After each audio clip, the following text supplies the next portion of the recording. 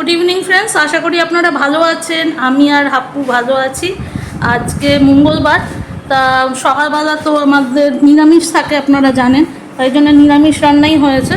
তা সেই এখন সন্ধেবেলা ভাবলাম যে হাপ্পুর জন্য একটা অন্য কিছু বানাই, রাত্রিরে খাবে বলে।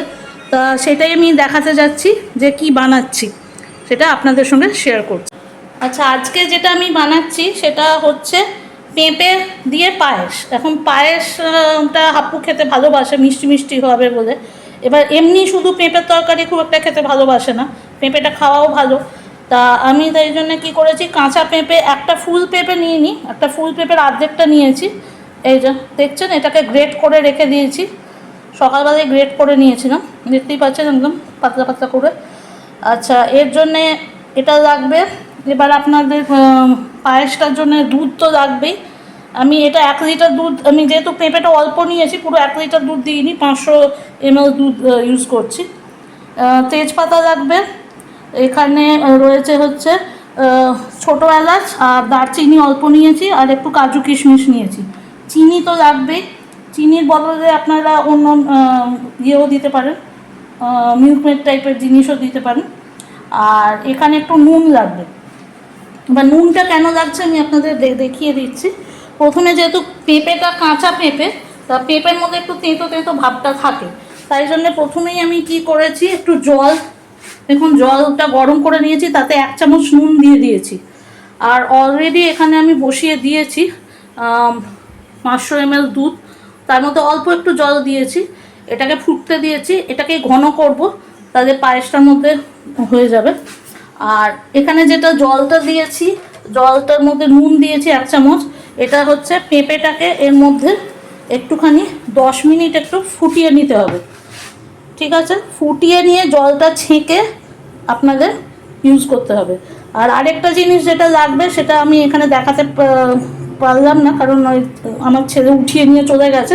সেটা হচ্ছে অল্প একটু ঘি লাগবে, সেটা আমি পরে আবার দেখাচ্ছি ঘিটা। তা এখন আমি দেখুন এখানে পেঁপেটা দিয়ে দিলাম, গ্রেট করা পেঁপেটা।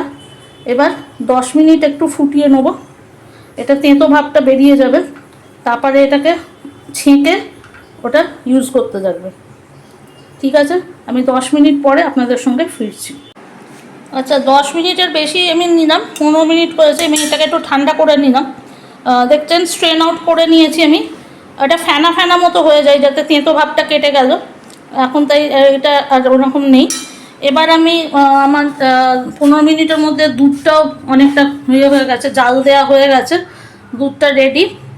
এখন আমি দুধটা বন্ধ, মানে ফ্লেমটা বন্ধ করে দিয়েছি। এখানে কড়াই রেখেছি। এবারে আমি দেব হচ্ছে এই যে ঘিটা, তখন আমি দেখাতে পারলাম না, বললাম ও নিয়ে চলে গেছে, কিছু করার নেই, বুঝতেই পারছেন, একটা ওটা জিনিস দেখলেই নিয়ে পালিয়ে যায়। তা আমি এখানে মোটামুটি দিলাম 2 চামচ ঘি দিলাম, 2 টিস্পুন ঘি দিয়ে দিয়েছি। ঘিটা একটুখানি গরম হোক।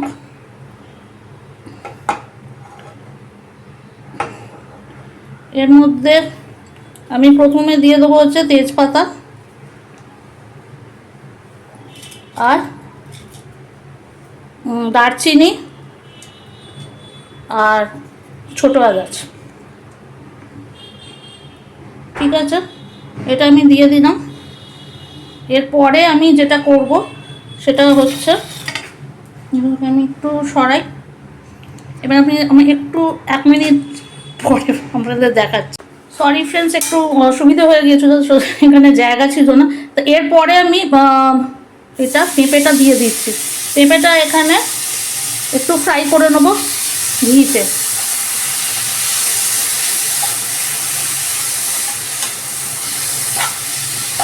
টেস্টটা খুব ভালো আসবে।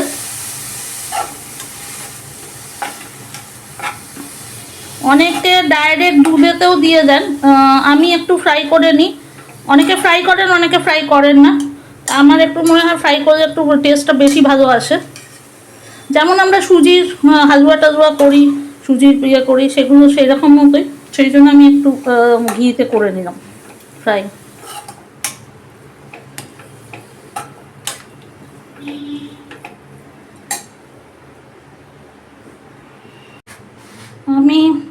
পেঁপেটা 1 মিনিট মতো একটু ভেজে নিয়েছিলাম এতে ঘিতে, তারপর দুধটা ঢেলে দিলাম। সরি, দুধটা ঢালাটা দেখাতে পারলাম না এই কারণে, কারণ এক হাতে দুধটা ঢালতে পারছিলাম না, তাই জন্যে এখন দুধ ঢালাটা হয়ে গেছে। আমি এখন এটাকে ফুটতে দেব। এর মধ্যে চিনিটা দিয়ে দেবো, যে যেরকম মিষ্টি খান সেরকম চিনি দিয়ে দেবেন। আমি মোটামুটি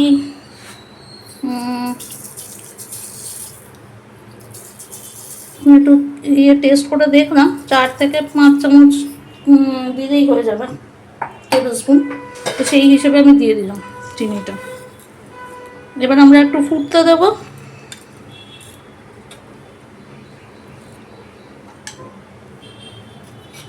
কাজু বাদাম কিশমিশটাও দিয়ে দিচ্ছি এর মধ্যে। এবার 10 থেকে 12 মিনিটের মধ্যে রান্নাটা হয়ে যাবে, তারপর আপনাদের সঙ্গে ফিরছি। ওকে, আমাদের রান্নাটা শেষ আজকের মতো। দেখছেন আমি একটা ছোট বোলে সাজিয়ে দিয়েছি। চেরি থাকলে আরও ভালো হতো, সাদা বলে আমি আর কাজু দিয়ে বোঝাই যাবে না, সব সাদা সাদা হয়ে যাবে, তাই জন্য কিশমিশ দিয়েছি। চেরি থাকলে বা আমন্ডস থাকলে সেগুলোও দিতে পারেন ওপরে সাজিয়ে দেওয়ার জন্য। বাচ্চাদেরও ভালো লাগবে, দেখতেও সুন্দর লাগবে। ওকে, আমাকে অবশ্যই জানাবেন কেমন হলো। এটা অনেক পুরনো রান্না, এটা দিদা টিদার আমলের রান্না, এটা এমন কিছু নতুন না, বাঙালিদের এটা পুরনো রান্না।